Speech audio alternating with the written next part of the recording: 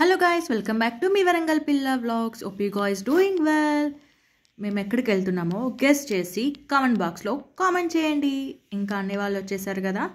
వైష్ణమాత దర్శనం అయితే అయిపోయింది. దాని తర్వాత ఒక 2 days రెస్ట్ తీసుకొని మేము శ్రీనగర్కి వెళ్తున్నాం అనమాట.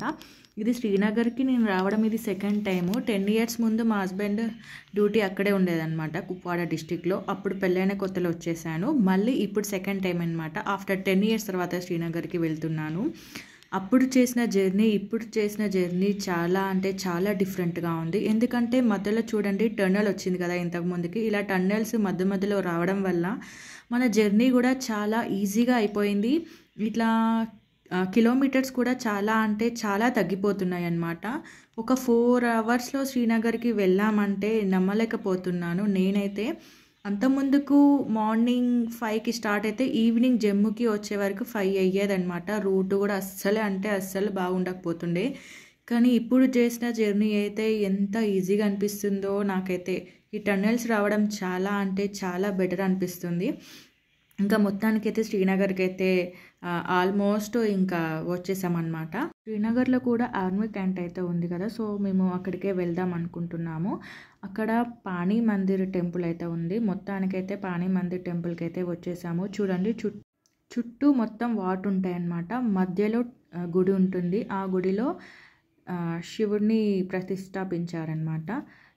చూడండి వెదర్ అయితే ఎంత కూల్గా ఉందో చెప్పనవసరం లేదు. ఈ వింటర్ సీజన్లో ఓన్లీ స్నో చూడడానికి మాత్రం శ్రీనగర్కి రావచ్చు, కానీ ఇంకా పార్కులు ఉన్నాయి కదా అవి చూడడానికి కూడా రావాలనుకుంటే అసలు ఈ టైంలో రాకండి. సమ్మర్లో అయితే బెటరు. చాలా పార్కులు ఉంటాయి, చాలా టైప్స్ ఆఫ్ గార్డెన్స్ ఉంటాయి, పూలు ఉంటాయి. చాలా అంటే చాలా బాగుంటుంది. సినిమాలో చూపించినట్టు జమ్మూ కాశ్మీర్ అంటే అందాలన్నీ మనకు సమ్మర్లోనే బాగా కనిపిస్తాయి అన్నమాట. ఎందుకంటే ఈ వింటర్లో మొత్తం చెట్లన్నీ వాడిపోయి ఉంటాయి కదా. సో ఎవరైనా రావాలనుకుంటే నేను బెస్ట్ టైం అయితే సమ్మర్ అనే చెప్తాను. ఏప్రిల్ నుంచి అక్టోబర్ వరకు చాలా అంటే చాలా బాగుంటుంది జమ్మూ కాశ్మీరు. ఇంకా మొత్తానికైతే దర్శనం అయితే అయిపోయిందనమాట. చాలా అంటే చాలా బాగా అనిపించింది. ఇంకా అక్కడ నగర్లో చాలా గార్డెన్స్ అయితే ఉన్నాయి. సో అవి కూడా ఒకసారి చూద్దామని వెళ్తున్నాము. మధ్యలో మనకి దల్ లేక్ అయితే కనిపిస్తుంది. శ్రీనగర్ 20 kilometers వరకు అయితే దల్ లేక్ ఉంటుంది. దాని చుట్టుపక్కలే అన్ని గార్డెన్స్, మన చూడాల్సిన ప్లేసెస్ అయితే ఉంటాయి. చూడండి ఇది మొగలై పార్క్ అయితే వచ్చేసాము. ఇది ఇక్కడ చష్మా షాయ్ అంటారు. దానంతటవే వాటర్ వచ్చేస్తాయి అన్నమాట. ఇది నేను చూసినప్పుడు చాలా అంటే చాలా బాగుండే గార్డెన్ ఫ్లవర్స్తోని. కానీ వింటర్ కదా, సో అంతగా ఏం బాగా అనిపించలేదు నాకైతే. అప్పట్లో నెహ్రూకి ఇక్కడ చష్మా షాయ్ అంటారు కదా, ఇక్కడ వాటంతటవే వాటర్ వస్తాయి. ఆ వాటరు నెహ్రూ కోసము ఢిల్లీకి తీసుకువెళ్ళేవారంట. నెహ్రూ తాగేవారంట. ఈ వాటర్ కోసము ఇక్కడ నుంచి హెలికాప్టర్ వచ్చి ఇక్కడ నుంచి వాటర్ తీసుకొని నెహ్రూ గారికి ఇచ్చేవారంట. చూడండి ఎదురుగా కనిపిస్తుంది కదా, ఆ లోపల నుంచి వాటర్ వస్తాయి. కానీ ఇప్పుడు ఏమీ రావట్లేదు, రెనోవేషన్ చేస్తున్నారనమాట మొత్తము. వెదర్ అయితే చాలా అంటే చాలా కూల్గా ఉంది. ఇంకా చూడండి అందరు వస్తున్నారు, ఊరికి అట్లా వెళ్ళిపోతున్నారు అనమాట. నేను చెప్పాను కదా వాటర్ ఇక్కడ ఈ 2 పైపుల నుంచి వస్తాయి, మధ్యలో నుంచి కూడా వస్తాయి. అది ఇప్పుడైతే బంద్ అయిపోయింది. చుట్టూ కొండలు. నాకైతే చాలా బాగా అనిపిస్తుంది. ఫస్ట్ ఎక్స్పీరియన్స్ అయితే చాలా బాగుంది. ఎందుకంటే అప్పుడు నేను వచ్చింది సమ్మర్లో. ఇప్పుడు వింటర్లో ఎలా ఉందో చూద్దామని ఇంకా అన్నయ్య వాళ్ళు కూడా వచ్చారు కదా, అందరితో పాటు వచ్చేసామన్నమాట.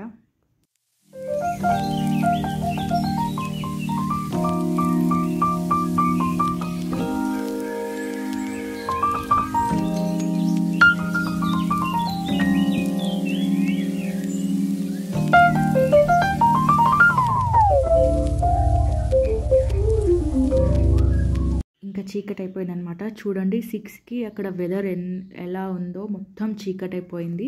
ఇంకా నైట్ స్టే కోసము మేము హౌస్ బోట్కి అయితే వచ్చేసాము. ఈ దల్ లేక్లో మాత్రమే ఉంటుంది, జమ్మూ కాశ్మీర్లో ఉంటుంది అండ్ కేరళలో కూడా ఉంటుంది అనమాట హౌస్ బోటు. సో ఇంకా అందరం కలిసి హౌస్ బోట్కి వెళ్తున్నాము. హౌస్ బోట్లో ఇది నా సెకండ్ టైం అనమాట. నేను 10 years ముందు వచ్చినప్పుడు కూడా హౌస్ బోట్లో స్టే చేశాను. ఇప్పుడు అన్నయ్య వాళ్ళకి తెలియదు కదా, వాళ్ళకు కూడా థ్రిల్లింగ్గా ఉంటుందని ఇంకా హౌస్ బోట్లో స్టే చేద్దామని మొత్తానికైతే వచ్చేసాము. ఇంకొకరు దిగుతున్నారు. ఎంత కూల్గా ఉందో మాటల్లో అయితే చెప్పలేము మేమైతే. ఇది శ్రీనగర్లో ఇది డే 1 అనమాట. మేము మొత్తానికైతే బోట్ లోపలికి ఎంట్రీ అయ్యాము. ఇది మొత్తం వుడ్తోనే చేసేస్తారు చూడండి. ఇది ఒక 60 ఇయర్స్ కింద బోట్ అంట. వాళ్ళ తాతయ్య వాళ్ళు చేశారంట. ఇంకా వాళ్ళ మనవాళ్ళు వీళ్ళందరూ ఇంకా వీళ్ళే చూసుకుంటున్నారనమాట. లోపలికైతే ఎంట్రీ అవుతుంది. ఇది మొత్తం డైనింగ్ ఏరియా అనమాట. చూడండి కుకరీ సామాన్ కూడా ఉన్నాయి. చాలా అంటే చాలా బాగా నీట్గా ఉంది. చిన్న కిచెన్, ఇంకా పక్కన మన బెడ్రూమ్స్ అయితే ఉన్నాయన్నమాట. ఇప్పుడు మేము వెళ్తుంది మాకు ఇచ్చిన రూమ్లోకి. పదండి వెళ్దాం. అది వచ్చేసాము. 2 బెడ్స్ అయితే ఉన్నాయన్నమాట, అన్నయ్య వాళ్ళ కోసం మా కోసము. ఇందులో ఇది రూమ్ అంతా హీట్ చేస్తుంది అనమాట. లోపల మేము వచ్చే వరకే రూము హీట్ చేయండి అంటే వాళ్ళు ఇంకా మంటలు ఆల్రెడీ స్టార్ట్ చేశారు. మళ్ళీ వచ్చి కట్టెలు వేస్తున్నారు అనమాట. రూమ్ అయితే చాలా అంటే చాలా హీట్గా అయిపోతుంది. మేము ఫుడ్ కూడా ఇక్కడే ఇంకా ఆర్డర్ ఇచ్చేసామన్నమాట. వీళ్ళు ఇలా బోట్లో చిన్న చిన్న బోట్లో వచ్చేసి మనకు రెడీగా వేడివేడిగా చేసిస్తారనమాట. రోటీ ఇంకా చికెన్ తందూరి కబాబు ఆర్డర్ చేసాము మా వదిన కోసం. ఆ రోజు వెడ్నెస్డే, సో వదినకి పన్నీర్ కబాబు ఆర్డర్ చేసామన్నమాట. సో వాళ్ళకు మనము మన ఉన్న బోర్డు దగ్గరికే వచ్చి మనకు వేడివేడిగా చేసి ఇచ్చేస్తారనమాట. కాస్ట్ అయితే చాలా అంటే చాలా ఎక్స్పెన్సివ్. ఓన్లీ ఆ రెండింటికే 1000 రూపీస్ అయింది. చికెన్ 500, పన్నీర్ కూడా 500 అనమాట. కాకపోతే టేస్ట్ అయితే చాలా అంటే చాలా బాగుంది. తినేసి ఇంకా పడుకున్నామన్నమాట. మరిన్ని ఇంట్రెస్టింగ్ వీడియోస్ కోసం ప్లీజ్ లైక్ చేయండి, షేర్ చేయండి, సబ్స్క్రైబ్ చేయండి. Thank you so much. ఇది డే 1 అనమాట శ్రీనగర్. డే 2 గురించి ఎక్కడికి వెళ్ళామో నెక్స్ట్ వీడియోలో అప్లోడ్ చేస్తాను, చూసేయండి మరి.